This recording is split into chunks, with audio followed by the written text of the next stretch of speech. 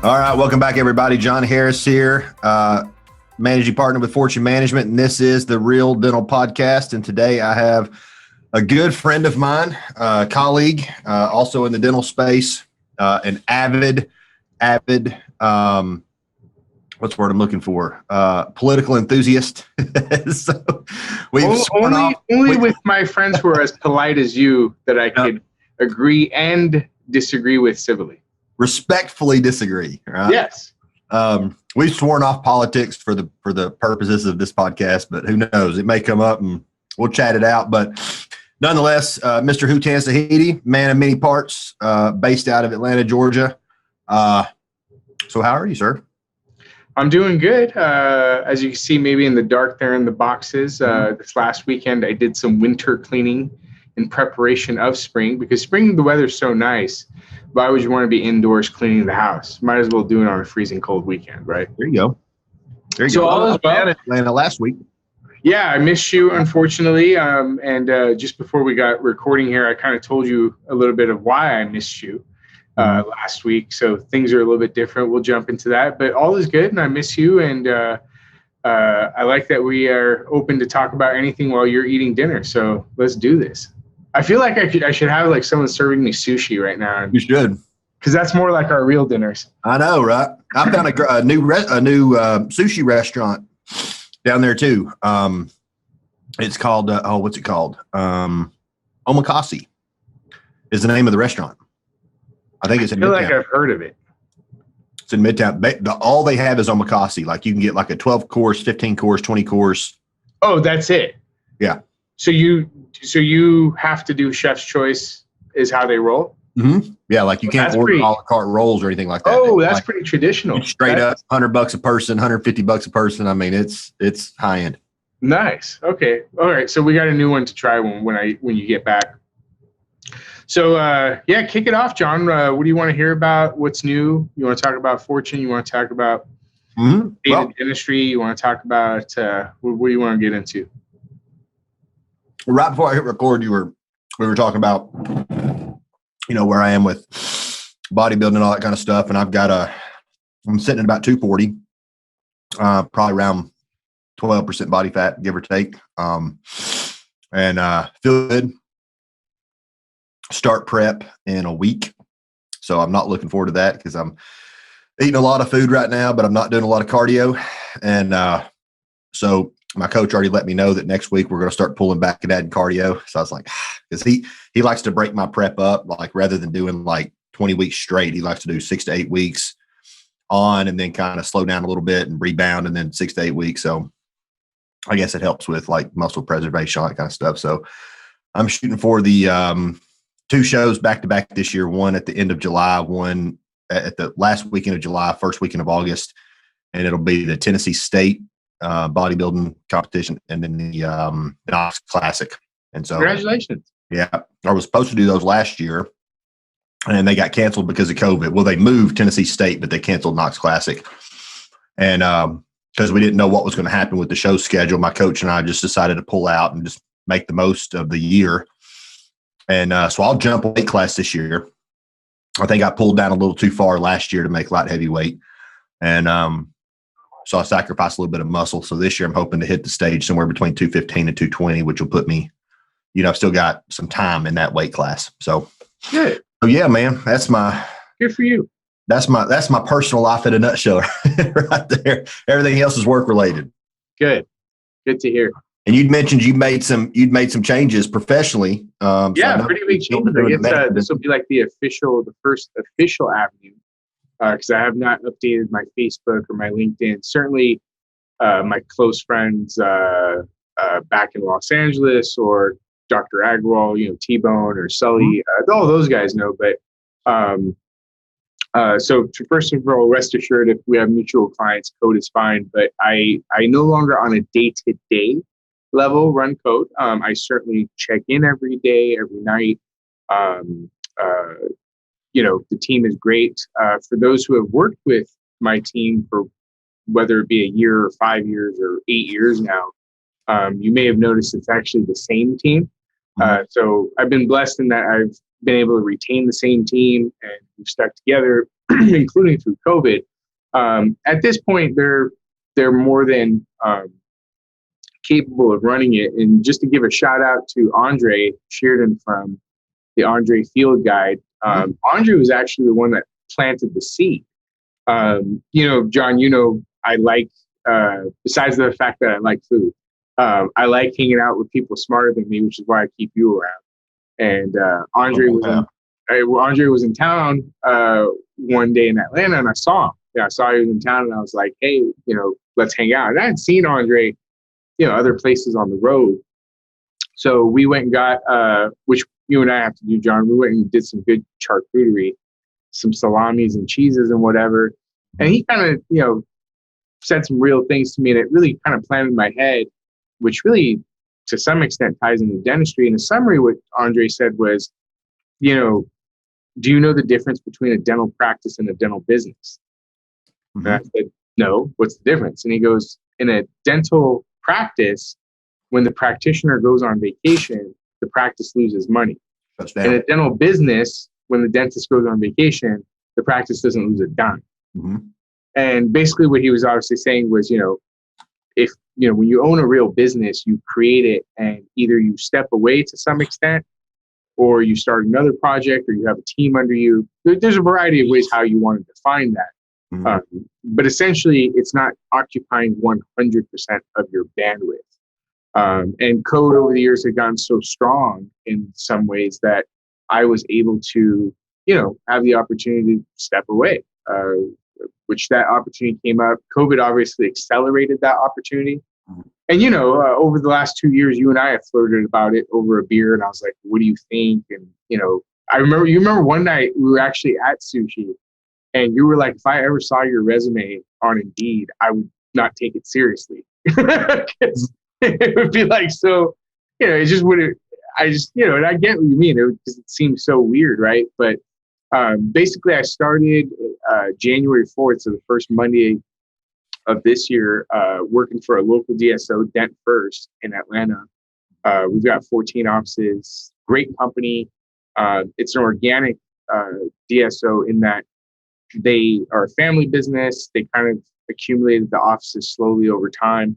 It wasn't like at any one point some venture capital firm dropped $100 million on us and we opened up 10 locations and nothing like that. So is dentist owned?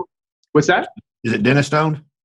It is dentist owned and dentist operated. Now I'm on board to help with operations, and I'm not a dentist. So we're doing a lot of cool stuff. A lot of the things that you've seen me speak about over the last 7-8 years, trying to implement that and all the CE that you and I have been at and all that knowledge accumulated, trying to help that to, give better patient care and do things in a more efficient workflow, which translates to production, profitability, and all those things. You'd be a really good person. You'd be a really good person to do this again with and just talk about, like, because I've got clients that are building DSOs. We're building one over in Charlotte. We're building one in Atlanta. Corporate has formed True Blue. And we're funding that, and that's rolling out nationally. And it's not a DSO, but it's kind of the infrastructure for a DSO that our practices can tap into to get some of the same benefits, like volume discounts on supplies and PPO negotiation and that kind of stuff. But you'd be a really good person to talk about the infrastructure. Like, at what point do I need to centralize AR? At what point do I need to centralize telephone calls coming in and out? Right. Good question. Because there is a point at which it makes a lot more sense. It's more financially feasible to take the AR and the billing and the insurance verification, all that out of your locations and put them in its own centralized office, right? At what point Absolutely correct. Right. Be the right person to talk about. Yeah. And the company is at that point where I'm at now. Basically, I'm assuming that all the other DSOs, we share certain things in common. Obviously, one of those is the recruitment of general dentists and dental specialists, their retention, their retainment. As you know, from what you do specifically, keeping them still interested over a long period of time, loving their profession, loving what they do. At 3D Dentist, we talk about, general dentistry, advanced dentistry, and emotional dentistry, and how you manage those and how you are able to fill your day with various aspects of those three types of dentistry to keep yourself involved. So originally my roots were in management. I managed offices before I started Code, and Code was a great opportunity. And I still, like I said, I still own the company and I love what it still does. But it's been nice to get back into management. I missed it in a lot of ways, just that, especially because of what happened with COVID, going from speaking 22, my record is 39 Fridays in a year, to virtually nothing minus the Zoom type meetings that we're doing. Nice though, I bet. What? It's nice though, I bet. Nice in some ways, but then, of course, certainly family time, nice. But from the human interaction standpoint, it was a major negative, and it was a kind of a way of life I'd become accustomed to. Essentially, every week, either I was giving a course or a lecture or a seminar to 20 to 50 dentists for 7 years straight. To go from that to COVID, it's like cold turkey is not even a good description of what happened. So I like the interaction. It's been fun. So this is my 4th week. And then by the end of this week, I will have visited every office at least once, if not more. And I've spent time with the office managers, which we call practice administrators. And really, sometimes when you teach for so long, like I have, and, I know some of my teachers, all of them actually, except for me, have their own dental practices, but it's nice to get out of your own environment to see how other people have done it and how maybe you would do it differently and the challenges that poses and things maybe you didn't think of, so even though I'm here to help, I'm still learning every day, which is always a joy. You want to become a fortune coach? When you started saying, we could talk about infrastructure, I'm doing this, that, Charlotte, I was like, is he really selling? Is he pitching me? Podcast? Pitching me in the middle of a podcast? I honestly, if I was stuck with you and Reagan every week, I don't know how much I would actually get done versus have fun. I mean, it would sound like it'd be just too much fun. I totally get that. Lose control. Yeah, I totally get that. What Andre's saying though, because I tell my clients all the time, if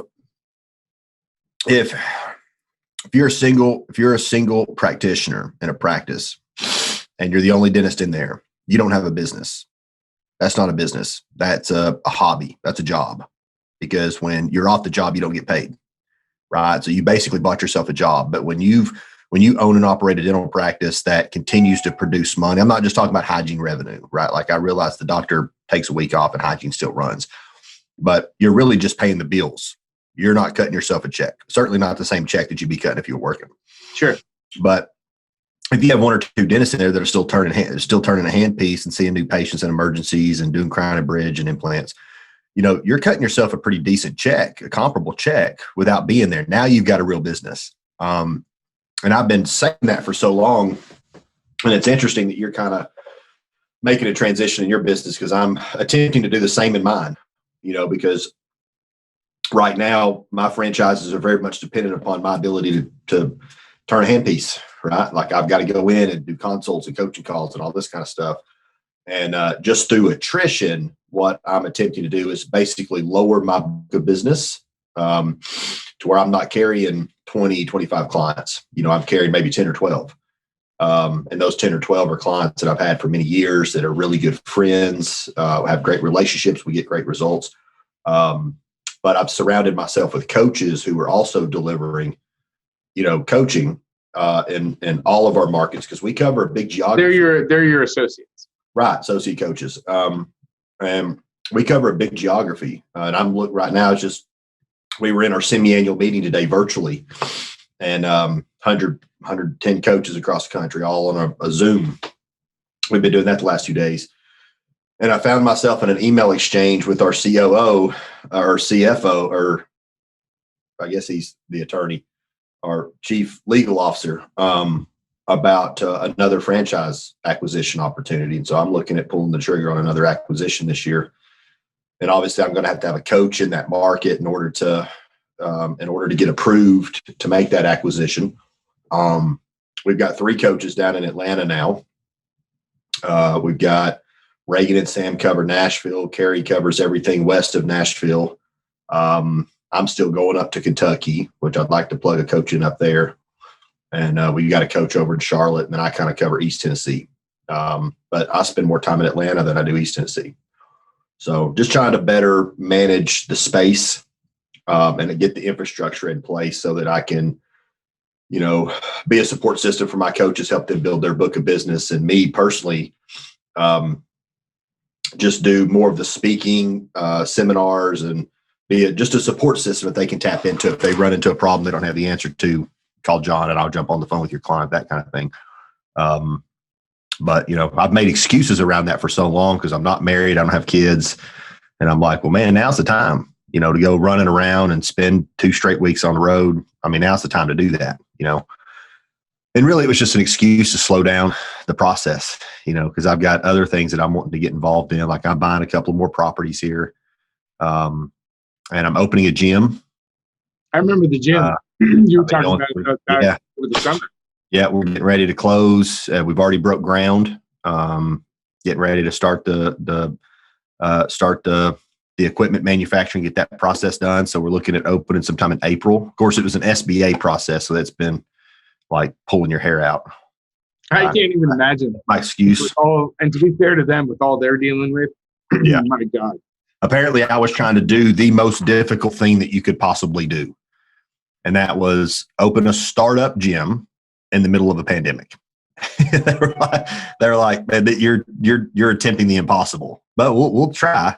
And then slowly, what happened? What the kicker is that, and I'm not really in total agreement with all the components and the criteria of the most recent stimulus package. But one thing I really did like about it was that it bumped the SBA guarantee from like 80% to 90%. Mm-hmm.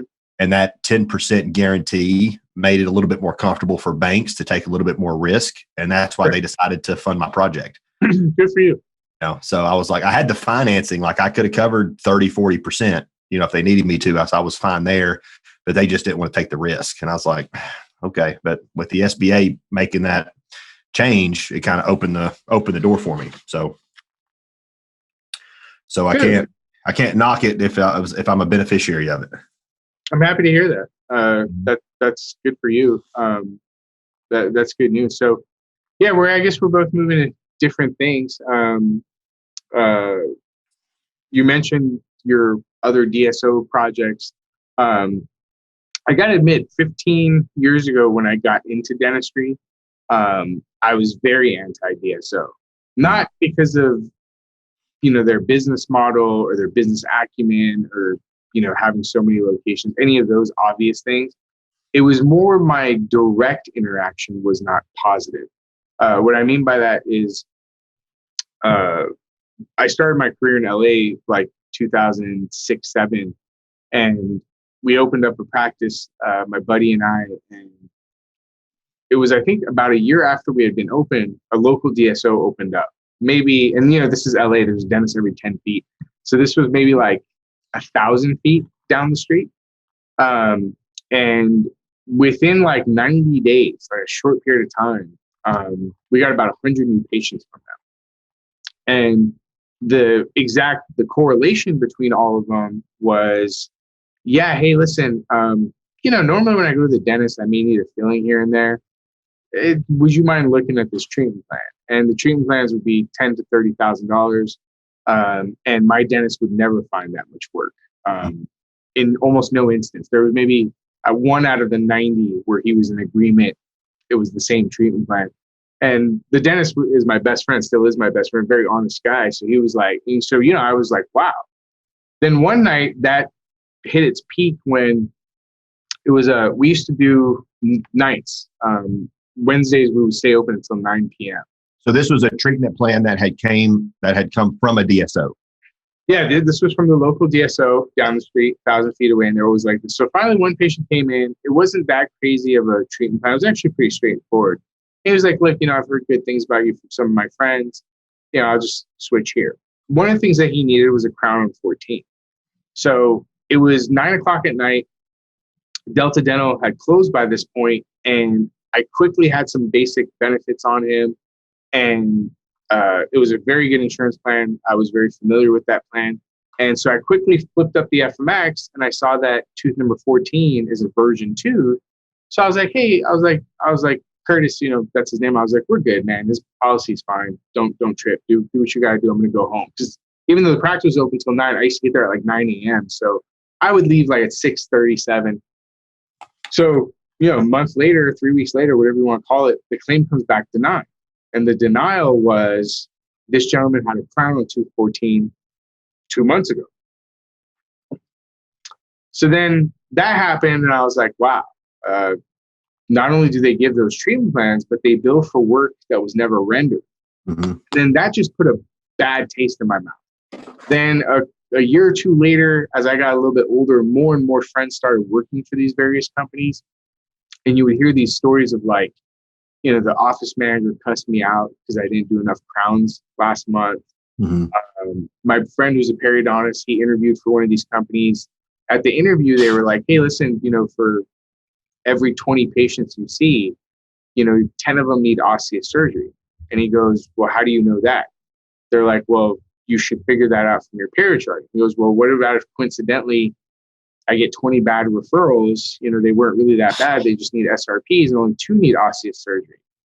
They were like, we'll just fire you.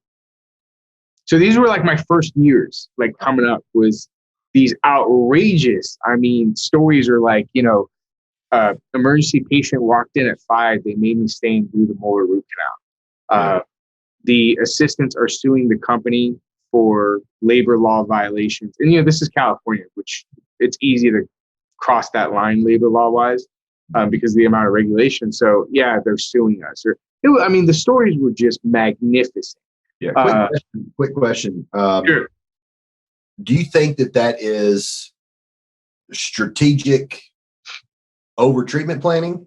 Do you think that is, because you look at the infrastructure of a typical DSO, right? It's typically they're going to be more numbers oriented, right? Production oriented. Some DSOs are really good about training staff. Some DSOs not so good about training staff. They plug people in that are ill prepared, expect something from them that they're not equipped to do.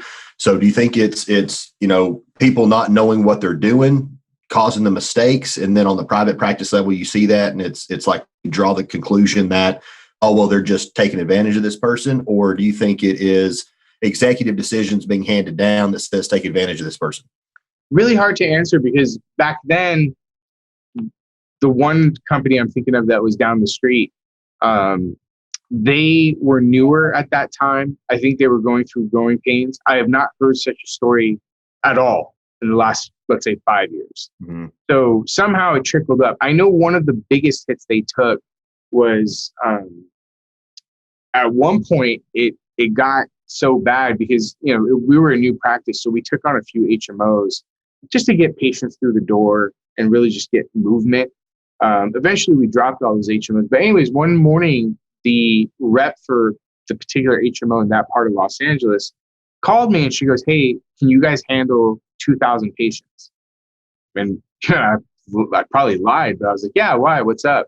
She goes, yeah, we're removing all patients from this office and they're going to be yours. And I said, may I ask why you're doing that? She goes, yeah, they've exceeded they've exceeded the maximum number of grievances we allow for 1 month. As in that many patients filed that many grievances about a variety of things, mostly financial, that they came over to us. Having said that, that they did clean it up, I think it's a variety of things. One thing I think is that when somebody comes out into the real world, they've never really had a job. And let me explain why. They were a good high school student, great parents, fantastic parents. The parents said, hey, listen, I want you to get in college. After school, I want you to play basketball, be part of the chess club, play tennis. Kid doesn't have a job. Kid goes to undergrad. Parents say, hey, listen, I know you want to be a doctor. I really need you to study, maybe volunteer at the dental school or the hospital, do your thing. This repeats now in dental school. So what you have is a 26-year-old who never even had a paper route, never had a job, never received a paycheck. Think about what I'm saying to you, right?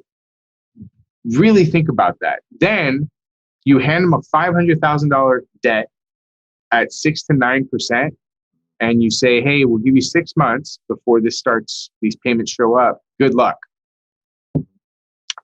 It's an unfair situation, to be honest with you. It's tough. So now that person has about a $3,000 to $4,000 monthly payment, and they haven't even paid the rent or turned the lights on.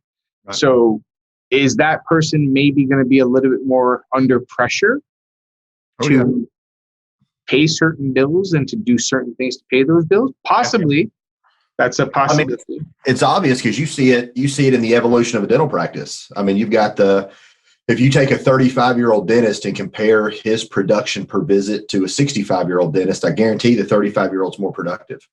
And it's not because he's a better clinician. It's not because it's not even necessarily because he does more procedures. It's just because he's motivated. Sure. 65-year-old now, he's ready to transition. His house is paid off, his student loans paid off, his cars are paid off, second home's paid off, right? And he's ready to retire. He's just not motivated to produce a lot of dentistry, where the 35-year-old's got a $500,000 vet, a $500,000 student loan, got a $750,000 home, $80,000 car payment, just got married and had 3 kids all in the same month. Right? Sure. So he's very motivated to produce. So yeah, so that I think might be one thing that is a little bit adverse. The other thing too is, just from friendships. This is from being friends with so many dentists. Yeah, hey, when I graduate, I'll just go work for one of these DSOs. I'll get my skills right, which means I'm going to mangle these patients. Mm-hmm. Then when I'm done with their patients, I'll go open my own practice. So within that creates, unfortunately, some DSOs end up in a revolving door situation of 26, 27, 28, 29-year-olds constantly. And what I think becomes hard for them to manage at times is, the patient after 3-4 years starts realizing, I've seen a different provider every time I've come here. Mm-hmm. That's really strange. Yeah. And again, these things are more in my mind in the past that I'm referring to. I've seen a lot of change and improvement in the last 5 years. I don't hear these. Evolved tremendously. I don't hear these stories anymore. I don't hear about these, constant $20,000 treatment plans. Every patient needs SRPs. You force care credit down their throat. You tell them that their teeth are going to fall out. I haven't seen any of that in 5-6 years. So I was becoming more open to it through code. I consulted for some DSOs. I became a little bit more familiar with their corporate structure and their corporate people, doing consulting on that side. So it made me more comfortable. And then when COVID happened, what became very clear is, regardless of how I feel or what my opinion is, they won huge out of COVID. I mean, they were already in a good trajectory, in my opinion, overall. But the COVID thing just, for me, took it to another level, that they had the capital, the size, the stamina to withstand something like that. So if they were already guaranteed to be in our lives for the next 50, 100, or maybe moving forward forever, this was like a guarantee for me. It was 100%, I was certain. So some of the conversations you and I had going back in 2018, 19 became even more evident for me in 2020, that I was like, okay, this is a market that's not going away. I would like to participate. So then from there, it just went to, work various connections and put the word out, and get an opportunity, which luckily I got a fantastic opportunity. Dent First is an awesome company. Like I said, we have 14 offices. All of them are in the metro Atlanta area. They were accumulated over the course of over 35 years. So at no point did we open 5 offices in 1 year or anything like that. Just slowly growing and keeping that going. Great dental work. Everybody's a really good clinician.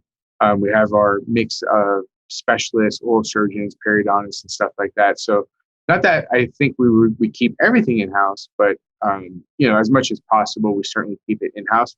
Again, similar to all the other DSOs, and really good people. Very stable company. A lot of people have worked there for many years, which is good. And unfortunately, in some DSOs, you don't see that either. You see a new office manager every 2-3 years. You see a variety of different hygienists and assistants come there, and just a constant turnover. In fact, I did an interview today And the gentleman was from a DSO, and one of his major complaints of why he's leaving is he's like, I've never had the same team at any point in 3 years. Mm-hmm. I get an assistant, she's good, she's gone. I have a hygienist, he's awesome. Somehow he leaves. And so he's slowly gotten frustrated just off of that over time. Mm-hmm. The revolving What's the turnover? What's that? What causes the turnover? Like to be honest with you, one or two things. I don't know. To be honest with you, I specifically don't know. I don't talk to that many assistants or office managers in that DSO world. My understanding is there's a couple of things. One is, and this one is true even in private practice, it's something to do with DSO. Jon Harris is a dental assistant. He makes $16 an hour. At Dr. X, Dr. Y offers him $18 an hour. Done deal. It's over. Right? So one is gassing up the price as much as you can within your position. The other thing too is in some of these production-oriented type of environments, again, whether private practice or DSO, I don't think it matters. The amount of pressure on an assistant to manage 2-3 rooms, run around, clean, it's really hard work. And so if you're in that environment and you could go to a little chiller environment for the same pay or maybe a little bit more pay, I mean, why wouldn't you do it, right? That kind of makes sense if that's, what you're looking for. How does the DSO's how does a DSO's compensation compare to, say, a private practice? I don't think they differ a dime on the hourly rate. They differ tremendously on the back end. In terms of the 401k, the profit sharing, paid time off, medical, dental, vision coverage, they are far superior because they have the buying power of 500, 200, 800 offices. You cannot compare that buying power to one person. It's the same thing with supplies. It's the same thing with buying implants. I mean, they have a huge monster advantage. So while at both places you might, let's say, get $15 an hour, the DSO can throw a lot more weight behind the $15. Right. So if you think about it, if you're a young male or female, it doesn't matter. You got a family, you got some kids, that medical insurance issue becomes a big issue. Right. If you've never really saved up for retirement, you're young and you're starting to think about that, and one company does nothing for you and the other company contributes or matches for you to a 401k, these things start adding up quick. And so the private practice becomes a little bit lopsided. Yeah. Why don't you build your own DSO? $20,000. You've got the DSO legal structures in place. You've got the contracts. It's a lot harder than it looks. I hope I'm not making it sound easy because I already in my first month, I always realized it, but in my first month, I realized how hard it is and how many people it takes. There's a village. I have a whole team of people that I work with, and each of them is extremely vital to what they do. It's a whole family running it of individuals that are committed to the process. That's the hardest part, man. Of any business, that's the hardest part. It's surrounding yourself with the right people. Yeah, and this team is great. They're great caliber of people. Dent First has been great. I can't say enough good things about it. But it really is, a titanic ship of people. Like, little things that you would not strike you as, necessary become necessary. So, for example, there's people in the company, 2 guys in particular I'm thinking of, all they do, and this is just 14 offices, John, forget 100 or 200 offices. All they do literally is almost on a daily basis, go to different offices, fix the chair, fix the x-ray arm, fix the suction, fix the drill, fix the handpiece.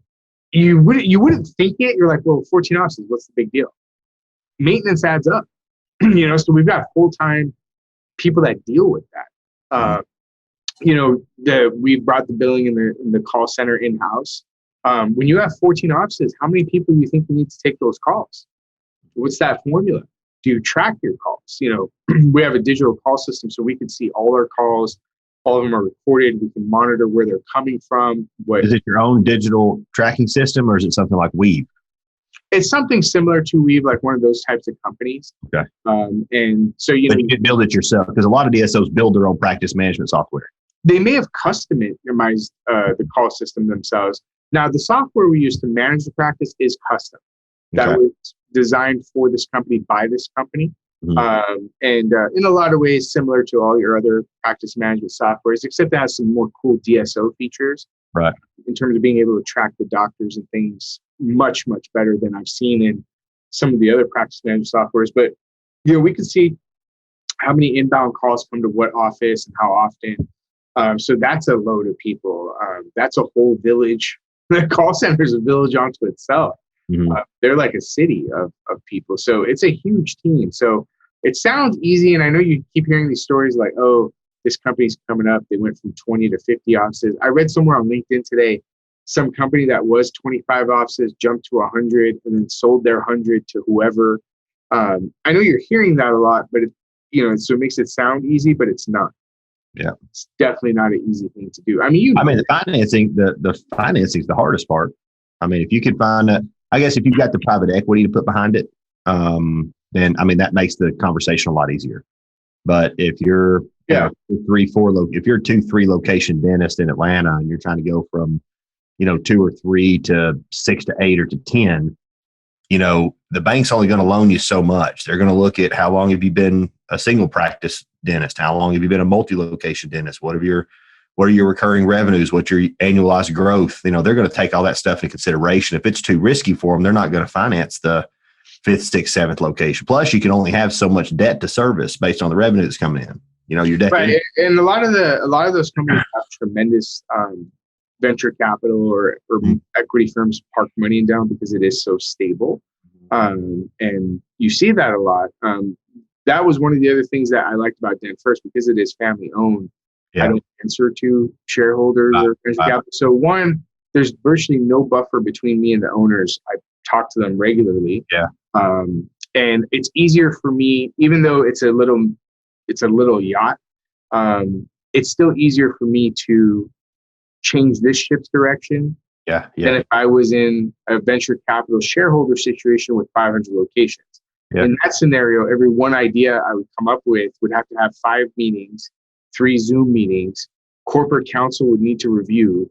They would need to approve, forward it over to HR, who would then approve it. Then the CFO would look at it, and then maybe I would get it approved, and like 8 or 9 months has gone by. Whereas in this scenario, like for example, I implemented something on my second day there.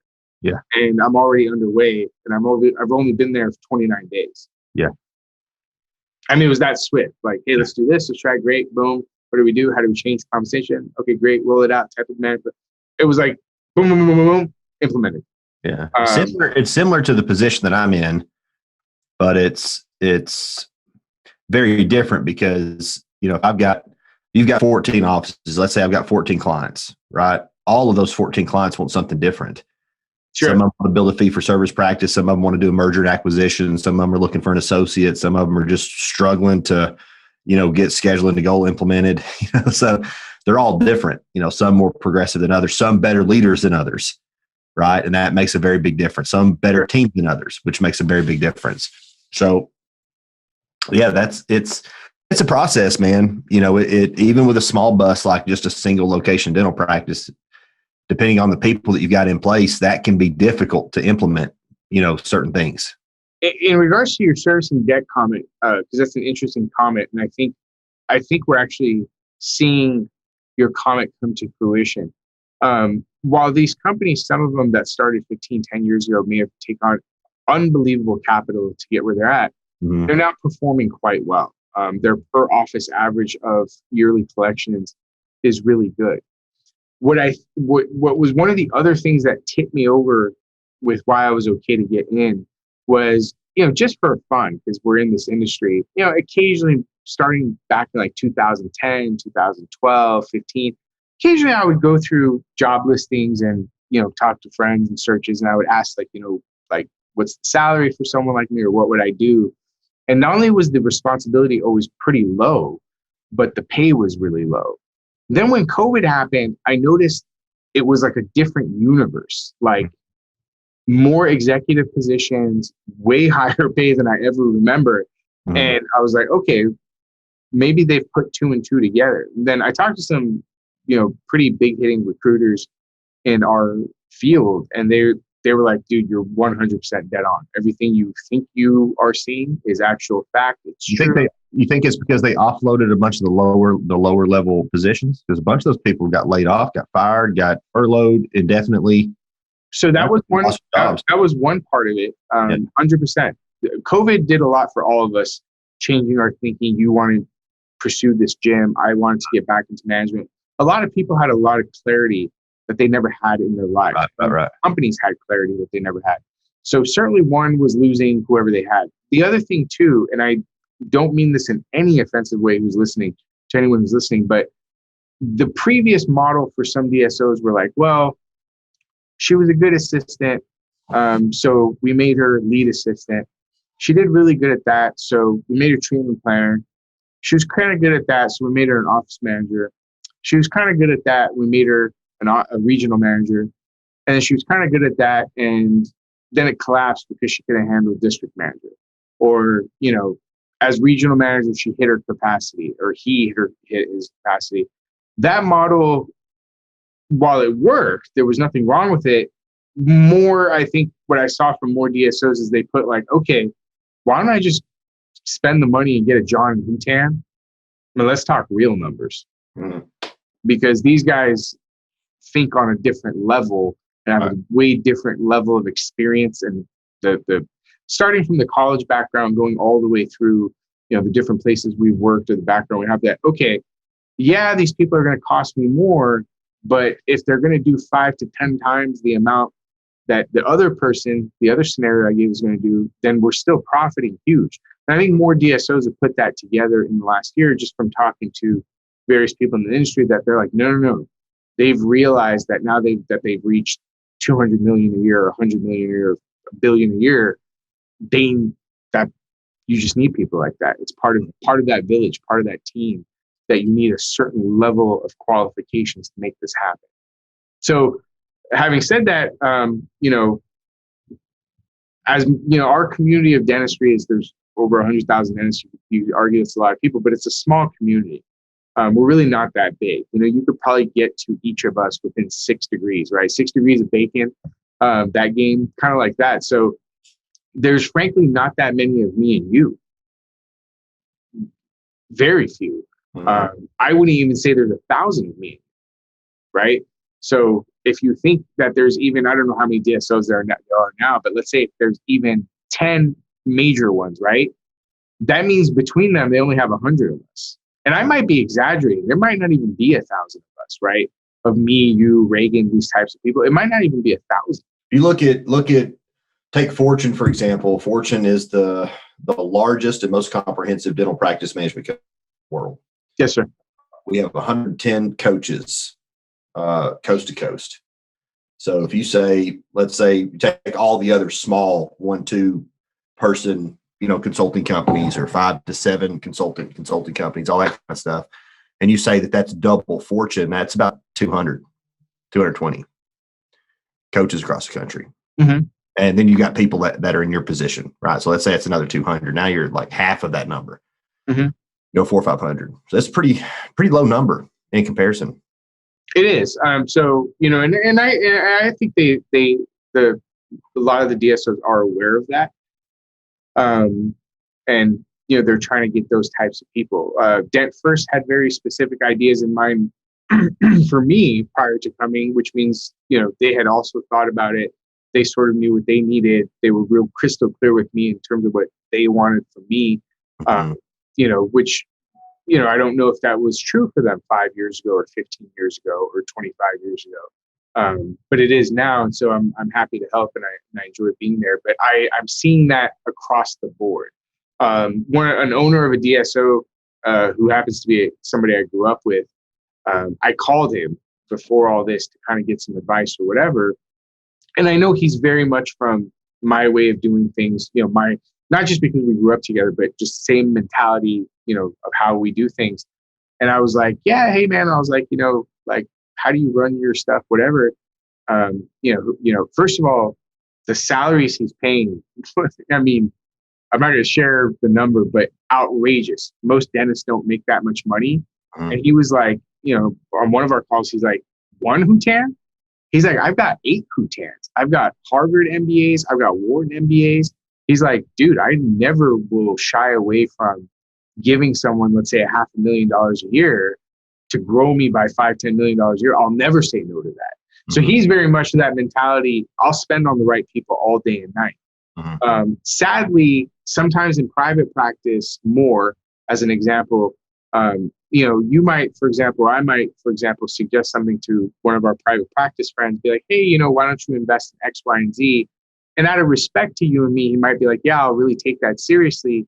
But if we slightly cut into his boat fees or the second home or his vacation, we might get a cold no, or he might not ever do it, right? Right. Similar thing here. In some of the environments where a lot of the money is debt or it's tied up to venture capitalists and they, or loans, and those got to get paid off first. The answer is not, you're not getting the answer of like, oh, well, the boat comes first or my Porsche comes first. The answer becomes, well, once we gain more revenue, grow more, whatever, we'll be able to address all that. In these smaller DSOs, like my friend's DSO, it's just him and another guy that own it. There's just 2 of them, I think, maybe a few other owners, but again, kind of family owned, or in this case, they're all friends that went to dental school together. It's a lot easier to shift on a dime. Mm-hmm. Or to steer the ship because you're not tied up in that capital sense. And so if you have that ability, I think it's easier to get those high-end executive people.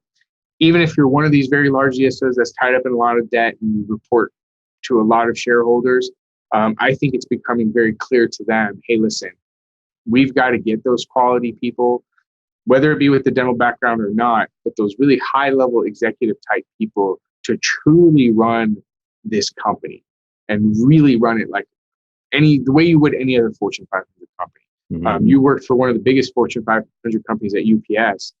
You know how it goes. There's a million layers of systems, mm-hmm.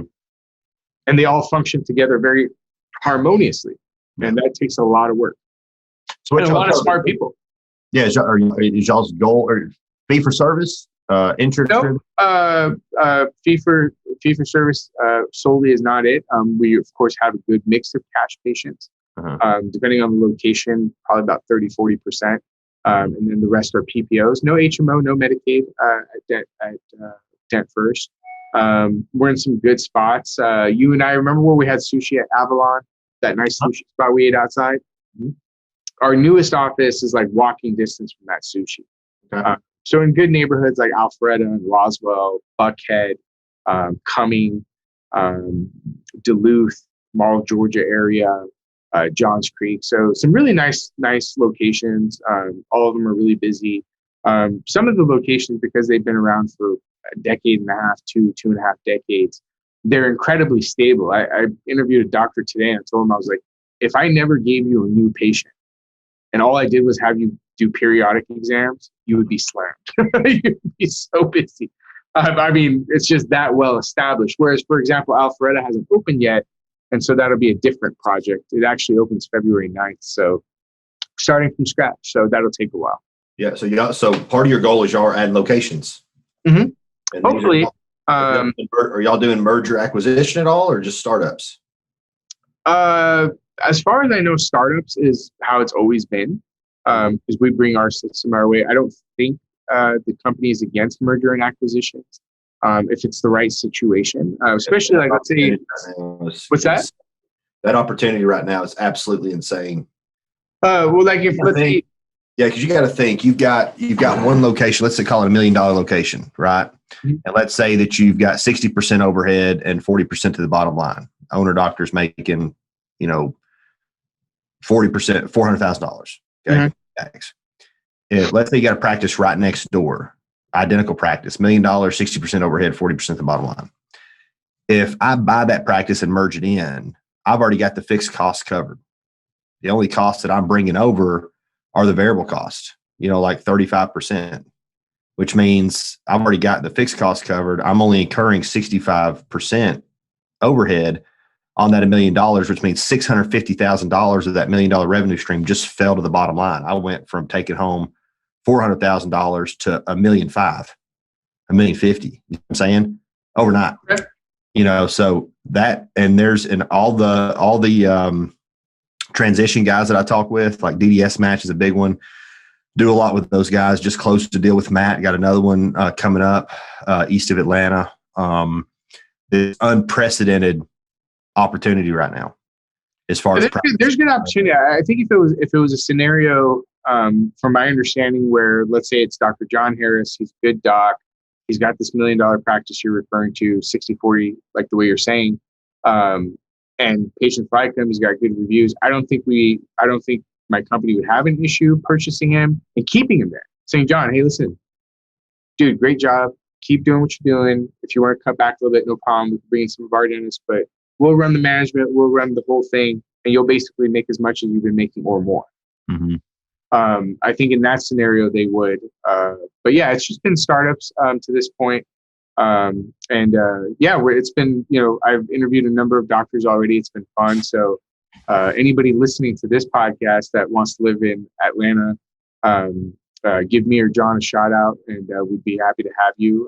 Trying to find more dentists and periodontists and oral surgeons and endodontists to keep growing it, because I think it's a good product. And Georgia as a whole is, I think, a fantastic state. Of course, I say that with a great deal of bias, but Atlanta as an economy, I think, is the most dominant economy in the Southeast. While I am unbelievably impressed by Raleigh, I'm super impressed by Charlotte. I'm impressed by Nashville. I'm very impressed by all of them in Orlando. It's not on the epic scale that Atlanta is. So Nashville, you've got like maybe 2, 3, 4 high-rises coming up in that downtown area. It's growing, whatever. Midtown Atlanta, I got 20 high-rises coming up. Mm-hmm. Drive up the 85-75 corridor. You and I will continue to explode, man. Charlotte's another really good one. Oh, it's great. No, Charlotte, Raleigh, and Nashville. Yeah. If you want to go a little further south, Orlando, very impressive. Great economy. All the guys that we're talking to across the Southeast here, practice owners, clients that we work with, we're talking with them, and they're seeing like record numbers of new patients, and they're like coming from LA. Yeah. So absolutely. And in that sense, where Atlanta, so first of all, Atlanta is much bigger than all those places. So for anybody who's more into having a city with a football team, baseball team, basketball team, plenty to do. If you're single, you want to date, that kind of thing. There's a huge amount of opportunity in Atlanta. In that, Nashville's actually got there's actually more people in Nashville than there is in Atlanta. City, but metro to metro area, there's no comparison.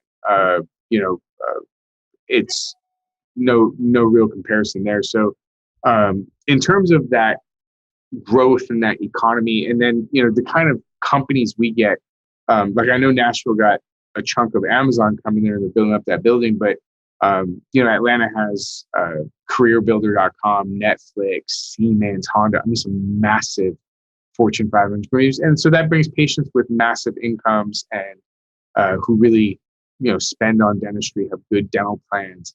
So those are some advantages. Again, those other cities we're talking about, Charlotte, Orlando, Raleigh, Nashville, super impressive and great. But Atlanta's slightly on a different level when it just comes to that overall growth. What do you think? You mentioned Netflix. What do you think about the whole Robinhood fiasco? Oh, dude, that's a whole nother podcast. That's another podcast. I wish I would have bought Zoom stock in January. I'd have emptied out my IRA, man, and bought Zoom. There's a lot of It's always the 2020 Netflix, Hulu, Amazon. I'd have bought toilet paper. I'd bought Charmin. I would have bought stock in all of them. Yeah, in the end game, though, I do wonder, John, maybe for another conversation. With all the escalation of DSO, it becomes really interesting for you and I, because we're about the same age, over the next 25 years of how do they end up fighting each other. And I don't mean fighting in a mean way, but like, how do they compete? If one throws a jab, what's the counter move to that? What's your hook shot back? Like, how how is that dance going to go? Because that's where it gets really interesting. I mean, it'll continue to move toward technology. It'll continue to move towards affordable dentistry. It'll move towards convenient dentistry, same day dentistry. I hear you on all those. Laser, care credit, or financing options that will continue to progress there. Multi-specialty practices, group practices, to where I get it all done under one roof. That it makes sense from a business perspective because my overhead's lower. Because I'm more, or not necessarily my overhead's lower, but I'm more profitable because I'm doing more profitable procedures. I think we're going to see. I think your orthopedo mix is going to stay there, but your endodontists, your oral surgeons, and your periodontists, I don't think there's going to be brick and mortar locations in 10 years. I think it'll be harder for them. I mean, not harder for them. I actually think they could do fine. It's just that in the DSO environment, it's too good in some ways. Well, I look at it as if I'm a periodontist and I like doing osseous surgery and implant placement and all on fours, and full arch cases. I can have a brick and mortar, have a team. I have to manage the staff. I have to have an accountant. That's right. Yeah. I was going to say that headache is not worth it. Or I can just bounce between 16 different general practices, working each one day a month. They handle all the headache, and I take home $750 a year. You know what I mean, brother? In some cases, like 1.2. Yeah. 6, like some pretty crazy numbers. I have some friends who work for some of them, and there's just no way they would make that kind of money that easily in a private practice. They may make that money in a private practice, but with 4 or 5 times the amount of work, headaches, managing personalities, all the different things as CPA and marketing, and, just a much more hardcore environment. Certainly the specialists in the group practice do really well. And, hopefully as we acquire more specialists and open more offices and stuff like that in the Atlanta area, I'll see more of that trend. Because I think Atlanta, I don't know if you feel this way about Atlanta as well, but in some ways, as modern as Atlanta is and as big of a city as it is, I think it still has some roots in older way of doing things. And maybe the generation before you and I is still kind of doing it the more traditional route, if you will, the quote brick and mortar. Yeah. But I agree with you. I don't see that being the case over the next 5-10 years. I see it being oral surgeon X goes to 10 locations across 2 weeks, 10 business days. It's a different location and makes $1 million a year and doesn't manage any team, doesn't manage any payroll, doesn't manage any marketing, just, has a pretty chill life. I would think that's Atlanta's future, because that's how LA started 15 years ago. When I started in dental, that's how you started seeing specialists. And now I don't have any specialist friends my age, except for one who has their own practice. And by the way, even that one who has his own practice, he does work for a DSO the other days. So he's at his own place a couple of days, but he's also at the DSO a few days. So even in that scenario, it's not truly his own. He's not full-time in his own practice. Yeah. What's up with 3D Dentist? So 3D Dentist, like everybody else, is dealing with COVID.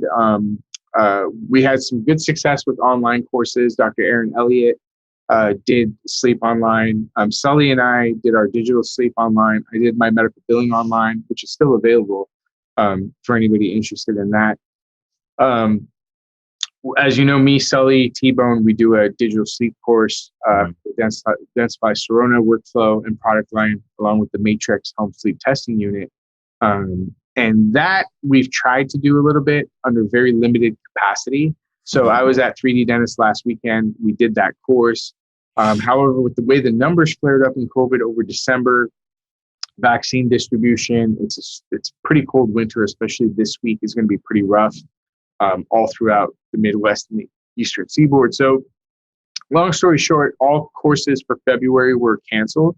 Not because we wanted to necessarily cancel them, but a lot of doctors were calling and saying, hey, my team's not comfortable yet traveling. My assistants don't want to get on the plane just yet. Why don't we wait for more vaccines to be administered in people's arms and the weather to get a little bit warmer. So basically we're pushing more things out to like March, April. I think March, what is that? 29th? I think March 18th, 19th, one of those days, that Thursday, Friday, Saturday, Sunday, Sully Sullivan, John Proshiznik, and T-Bone will be kicking off their digital implant continuum. And then I have tentatively a course I'll be doing in April. Aaron's got a couple in March, Dr. Aaron Elliott. So we'll start picking up our pace and trying to get back to normal. But we're the same as any other educational institute. We have tried to do some courses in socially distanced and limited capacity environment. I'm excited, man. It's one of the things they rolled out in our semi-annual meeting this week is they've completely revamped the training university. So historically it used to be like, 4 3-day events, one per quarter. And then several years ago, they revamped it and turned it into 5 2-day events. Now it's 10 1-day events. And it's over whatever period of time, but each 1-day seminar covers a different area of practice management, leadership development, team culture, communication, et cetera.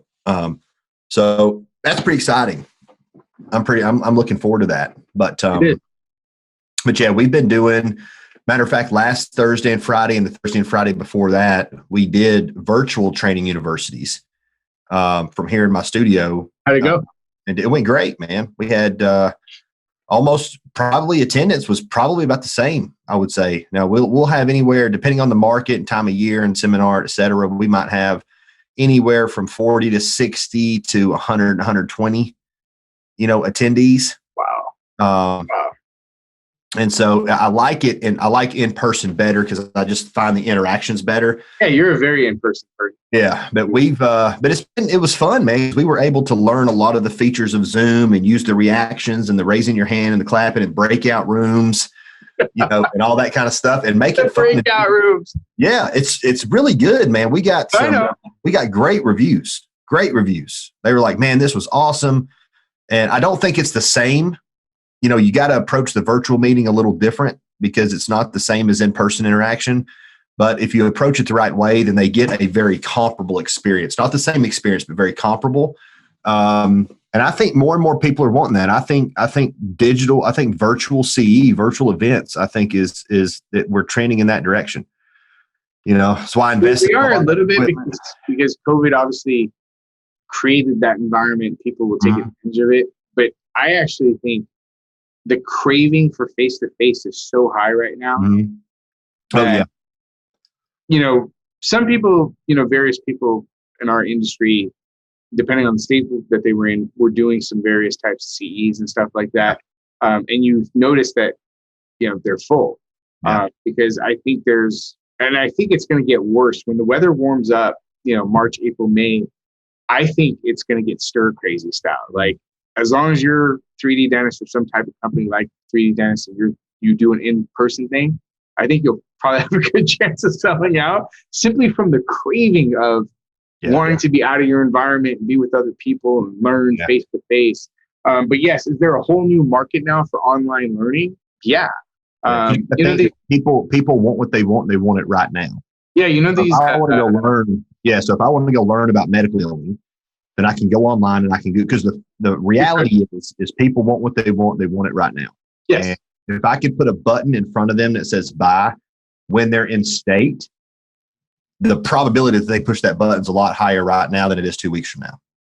So if I can push a button and pull up a video and watch Hootan talk about medical billing right now, because right now is when I want the answer, you're going to have more people push that button than you're going to have people schedule for an event in 2 months. I agree. And probably what I'm going to try is to do a combo where, hey, if it comes to the course, let's do the face-to-face. You've got me. We'll go through exercises, questions, whatever. Mm-hmm. Additionally, part of your fee, here's the link to the course. If there's anything you forgot today, anything you missed, don't worry. You've also got the videos that are ready to go too. Yeah. So you can always refer back to them. Yeah. So doubling up that I'm offering you both. Like, come see me face to face. There's a lot of questions we can do and handle live. But also, if you forgot, how to do a pre-auth or something, just go watch that video. Yeah.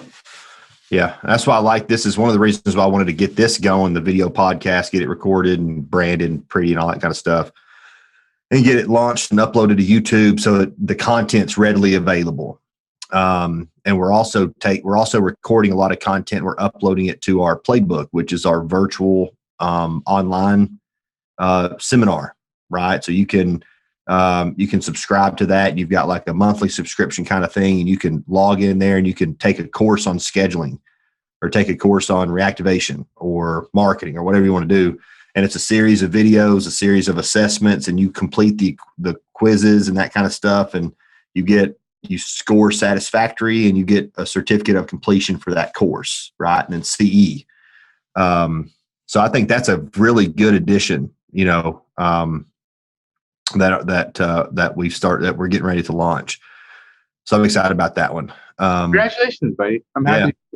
Yeah. But what do I gotta do with the partner with you guys, man? I don't think T-Bone likes me very much. T-Bone likes you. Get out of here. Why would you say that? T-Bone loves you, brother. You're always welcome at us. We're happy to have you around there. I want to do some events. I want to do like a full day program with you and Sully and T-Bone. It'd be fun. You have T-Bone roadshow contact info, right? What's that? You have T-Bone's contact info, right? Uh-huh. Yeah. Yeah, hit him up.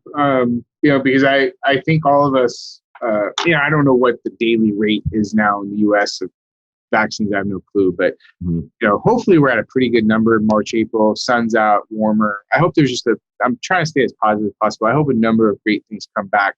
Where even do some virtual events between now and then. Virtual events, in person, but just overall, just get the mechanism going, build that inertia, kind of pick up the momentum. And I'd like to bring you guys into, we do our training universities, right, in Charlotte and Atlanta and Nashville. And I'd like to bring you guys into that and have you, because they hear us. They hear me and Reagan, and now Carrie's speaking. So they're hearing Carrie and they're hearing Sam a little bit. And, I like to keep the speaker panel pretty diverse. Like this last session that we did, the session 3 that we did the week before last, I think I may have spoke a full hour out of that whole 2 days. And then Carrie and Sam pretty much ran with it. And then Reagan covered about an hour, 2 hours. So that's really good. Now that we've got a lot more people speak in and that kind of stuff, we can do more. Diversity. Yeah, we can put a training university in Knoxville. We can put one in Memphis, one in Birmingham. You see what I'm saying? Yeah. Which gives us a little bit more bandwidth. So, which is really good. So, well, I'm always game, brother. When's the next time you're coming down? I'm headed down there tomorrow morning. Oh, wait. How long are you here for? Through Friday. I'm in Athens on Thursday. And then I'm in Buckhead on Friday. Where are you tomorrow? Driving down there. Oh, okay. And then, wherever. Then you got to stay near Athens. Right. And then Friday, Buckhead? Friday, Buckhead. Let's see here. All right. Friday, we're going to hang out then. You do dinner? Or are you heading home Friday night? I'll be headed home. But if you have dinner and hang out, I may stay the night and head home Saturday morning. Yeah, if you're game, stay. Or if you want, we can get an earlier dinner. If you want, you could come by. What time do you get done Friday? I should wrap up around 4:30. You're in Buckhead, right? Uh-huh. Yeah, we'll be at the Holiday Inn on Sidney Marcus Parkway, Sidney Marcus Boulevard. Yeah, I know where it is. If you want, not too far up. Well, there might be a little bit of traffic on Friday afternoon at that time, but you could come up to our corporate office and come and hang out over there for a little bit if you want. Yeah. And meet there. We could do there, or I could come down to you. It doesn't make a difference. I'll be headed. Are you going to be north of Atlanta? No, I'm near the 285 and 85 freeway. Is where the Dent First corporate office is. Help me understand where that is in relation to Buckhead. So you would just go up the 85 north, like you're going towards Gwinnett. And then as soon as you pass the 285, you get off Jimmy Carter. Okay. So it'd be on my way home. Carter and the 85. Yeah, it'd be on my way home anyway. No, because you go home up the 75 to, so it's a little bit out of your way. Is it north of Buckhead? No, just east of Buckhead. Okay, well, it'll be the same then. So a little bit out of your way, but yeah, if you want to hang out Friday night, it'd be good. Let's do it. So let's see, John. Let's do something fun Friday night, man. You said something earlier. You said I am single and I don't have a family yet. I know you don't have a family. What's going on with single? Tell all the ladies what's going on with your handsome face. That's just the plan God has at the moment, I guess. That's another podcast. Yeah. But no, it's been good, man. It's I spent a lot of time working on me. Which is always good. Always invest in yourself, right? Yep. I've heard you say that. I can't remember who said that, but they said that that's the only investment that you'll ever make that's guaranteed to 100% give you a positive return every time. And that's investing in yourself. Because I can remember when I left FedEx and came over to Fortune, I was making no money. Sorry, you worked at FedEx. I said UPS earlier. I'm sorry. Oh, that's fine. FedEx. That's fine. But I was making no money initially. I went from making very good money on a salary to 100% commission with zero income, right? And I was pulling money out of my retirement and that kind of stuff. I had bought I had got a trailer, right? My grandmother had lived in for several years before she got ill and moved in with my parents. So I moved into that thing. I had no furniture. The floor was sinking when I walked into it. The first time I took a shower in the bathroom, the tub fell through the floor. I lived there for probably 6 to 9 months without furniture. I slept on the ground. And I can remember when I was traveling, I would go to like Knoxville for a week. And I would visit dental practices and hand out event flyers, right? Trying to get clients, trying to grow a business. So I had money. And it was a lengthy process, but long story short, when we were talking about resourcefulness on our semi-annual meeting, and I can remember when I would go out of town for a week and I'd come down to Atlanta for a week. I'd go to Knoxville or Chattanooga for a week.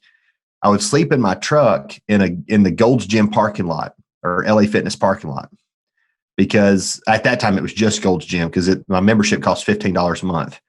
So I would sleep in my truck, didn't have money for a hotel, sleep in my truck and go into the Gold's Gym at like 6 a.m. to use the shower.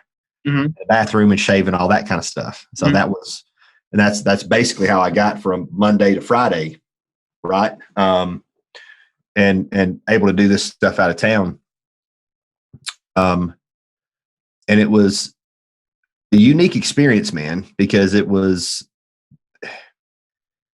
it's almost like if you own and operate a business now, it's like you're terrified to fail. Right. And you're terrified to fail because you don't know what it feels like to be there. Like that, I would call that rock bottom. That's as rock bottom gets. Once you know what that feels like and you're like, okay, I've been there. It sucked, but it could have been worse. And I'm not afraid. Now I'm not afraid of it. Now it's like, I'll take risks now, and risk and reward. So yeah, I've made some pretty risky business decisions the last several years. Like my first franchise, I didn't have the money to pay that note. The guy had come to me. This was, I don't know, 8 years ago. The guy that owned it came to me and said, "Hey, I want to sell my franchise. Do you want to buy it?" And I said, "Yes." And I had to look at the financing, and he was going to owner finance it to me. And the monthly payment was the same amount as the payment that he charged his only client. So he had one client in that franchise, and he was making a payment, and that payment was equal to what my monthly payment would be on the franchise. So you had to grow the whole thing from scratch. Yep. And I got it, and I bought it from him. And within the first 30 days, so that client's payment paid the note, right? And this is when I had any money. I had no money. That client's payment paid the note on the franchise. And within like 20, 30 days of signing on the dotted line, I got that client's letter of resignation. Oh, and I was like, oh no, what am I going to do? But I never missed a payment, man. I paid that franchise off like in 2 years, 3 years, never missed a payment. Now Carrie's over there running the show. She's absolutely crushing it. And we've got Atlanta is up, and it's got 3 coaches down there, Liz and Anya and Cheryl. And they're rocking and rolling, and I'm looking for the next one. So I was going somewhere with that comment, and I can't remember where I was headed with it. Well, it's a good story. You had never actually told me that story, so I feel privileged to hear it. You know, a lot of people don't know those stories behind some of the faces. You know, similar stuff to mine. I won't go too much into it, but I'll give you one that I can remember, and I don't know why this one is standing out, because there's a lot of them. I'm sure you have a lot of them, but you know, code in its most initial conception was just me. There was nobody else, and I was testing it in friends' offices. You know, seeing how we moved the data and you know how the claims were processed or whatever. So it wasn't even an official company yet. I didn't open code, just testing, and you know, I'd gone from being like an office manager at this really awesome practice, and I was making a lot of money for an office manager at that time. And, you know, I was probably 31, 32 at the time. Then, you know, just like you said, you do your thing, you start running out of money. The only difference between my story and yours is I refused to touch savings or retirement. Refused, like the worst, most stubborn refusal. Eventually I broke and I sold some stocks. After code started, believe it or not, but I was determined to not do it. So one time I took, you know, these jars you sometimes have in your house, and there's like pennies and quarters and stuff. Yeah. So I grabbed it so I could, you know, have like $20. And I went down to the local Rouse, which is Kroger on the West Coast. And I just poured it into the machine and counted it. I got like my $21, whatever. My wife now, who was my girlfriend at the time, gets home at night and she's like, "Is it that bad?" And I'm like, "Yeah. It's that bad." It's that bad. If I'm cashing in the coins, honey, it's not good. It's that bad. If I'm digging under the car seat trying to find quarters, we got problems.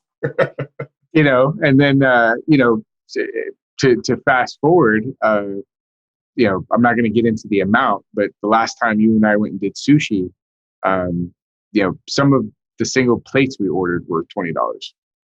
Oh yeah. God bless both of our lives. You know, we're good. I've actually used that story as an example. And I want to say, if I'm not mistaken, I want to say dinner that night was probably around $200 for the two of us. If not more, yeah. But here's the thing, like when I'm sitting down with a good friend, and I value your friendship, I value your input and your intellect, and I very much appreciate the dynamic that we had, because we had a very controversial conversation that night. Like it was all politics. Like first 5 minutes of the conversation, it was like politics, right? Right. And I think you and I probably are more moderate than anything, but we lean in different directions. Sure. And so we had some difference of opinion in some areas, and we had some similar opinion in some areas, but not once at any point in that conversation did I feel like you were trying to steer me one direction. I certainly hope you didn't feel like I was trying to steer you in any direction. It was just kind of where I am and why I believe that. And then you would share your feedback, and then I'd be like, okay, that's interesting. I haven't considered that. So let me digest. Let me get back to you on the next time we hang out. Yeah, maybe I'll think a little bit differently. And I think that's so valuable. So I can't even remember who paid for it. You probably paid, because you, at least normally, if you're thing down before I do. Doesn't matter. But whichever one of us paid, I don't feel like when I pay for a dinner like that, I'm not paying for the food.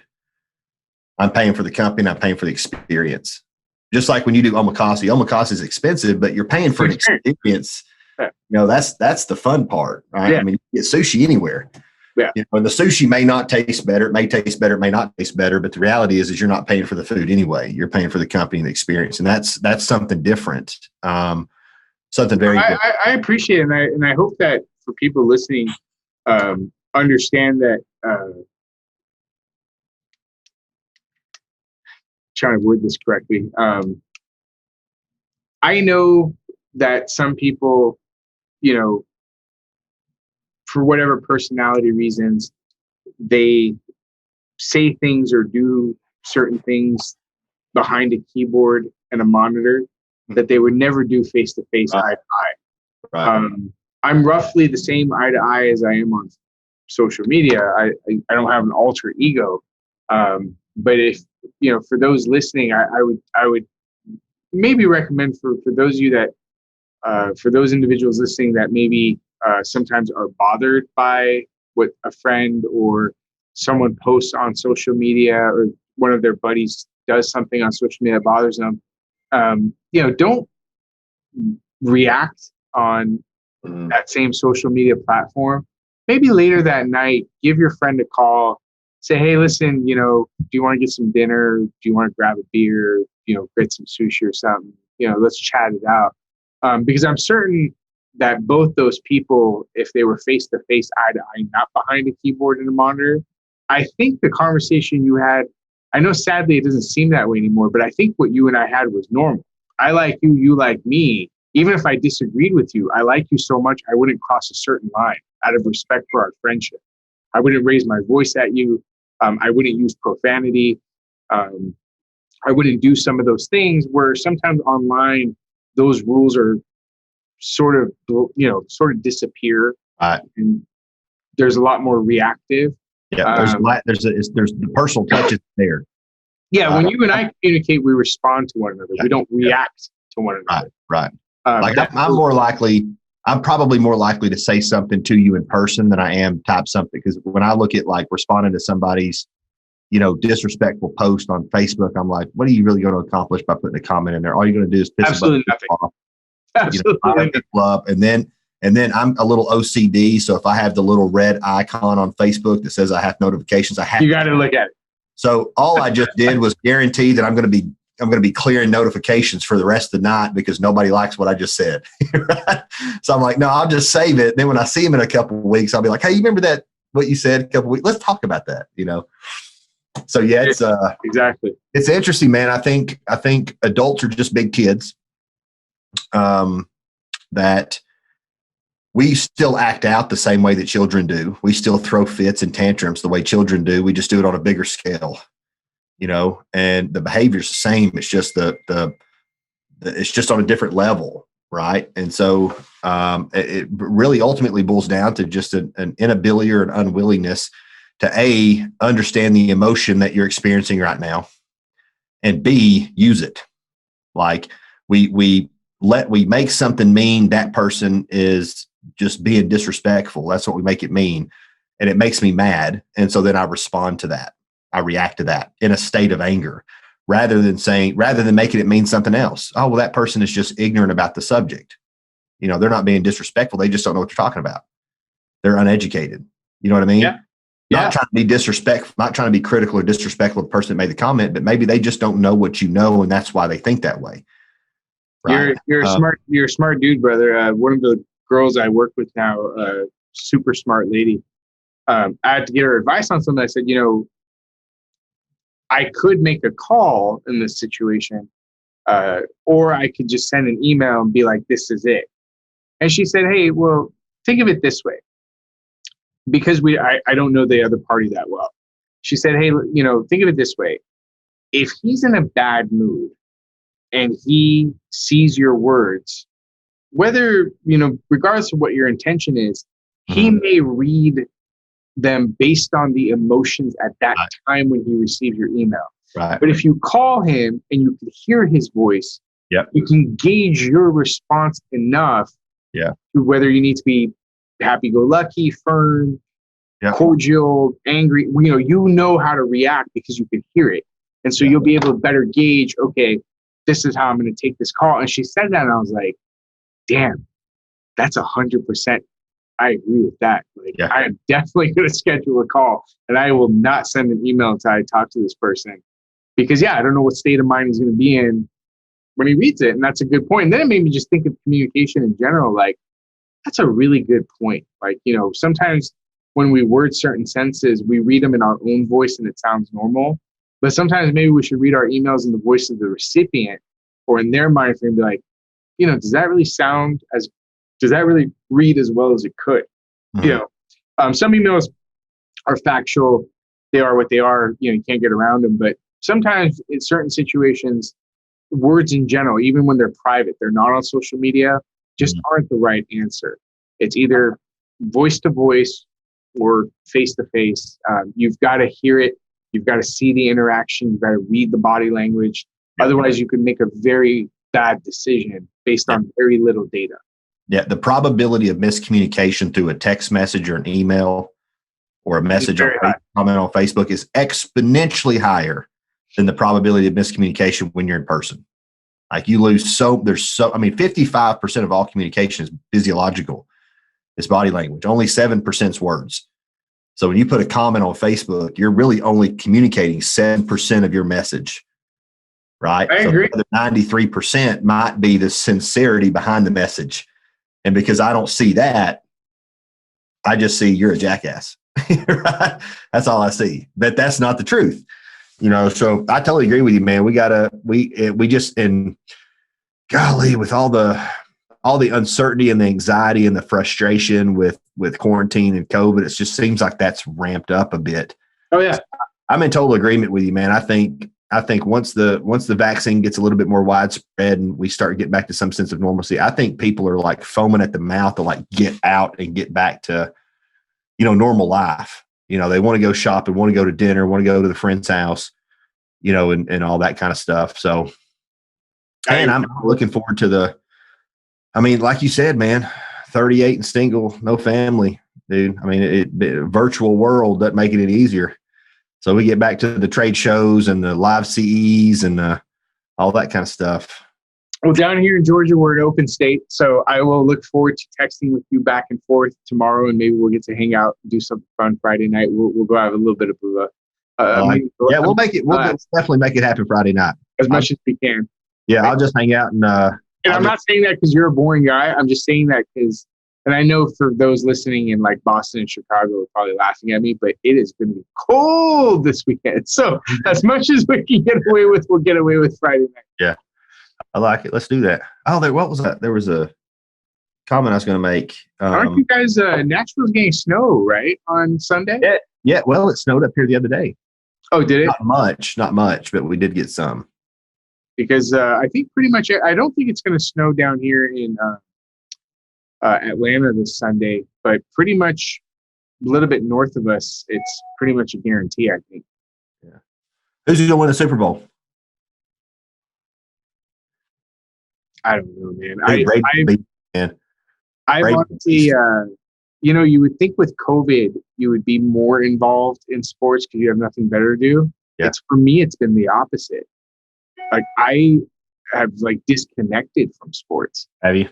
I don't know why. I don't know if it's because the audience isn't there. I don't know what it is. I did watch the NBA finals, but then after that, I literally disconnected. I disconnected because I predominantly watch college football. I don't watch a lot of Major League Baseball anymore. I used to be a big Braves fan. I'm still a Braves fan, but don't watch a lot of it anymore. Never really watched a lot of NBA unless it's like the finals. Hockey I've gotten into when the Predators started making the playoffs. I kind of got into hockey. NFL, man, I struggle because I don't see how you can make $20 million a year and complain. That'd probably start a whole nother conversation, but I don't know how you can make $20 million a year and claim that you had an unfair advantage. Coming up, you're 22, 23, you're making. I wish I had that problem. Me too. I'd be happy to inherit it. I'll take that problem on. Me too. So I don't know. Yep. Bunch of controversial stuff around the NBA anyway, but yeah, let's and Tennessee. Tennessee balls have sucked. Tennessee balls have sucked. What's that? So hopefully we can goof off a little bit without getting into trouble Friday night. Hey, we can do it. All right, brother. We'll find some good sushi. Find some good something. What's that? I said thank you for this. It was awesome. You're very welcome. We'll do it again, man. I'm looking at. I'll probably do 2 or 3 of these a week. Absolutely. Every week, I'm gonna try to. This is gonna be episode 1 of the Real Dental Podcast. I am honored. So couldn't think of anybody better to do it with. Thanks, buddy. Have a good evening, sir. We'll see you this week.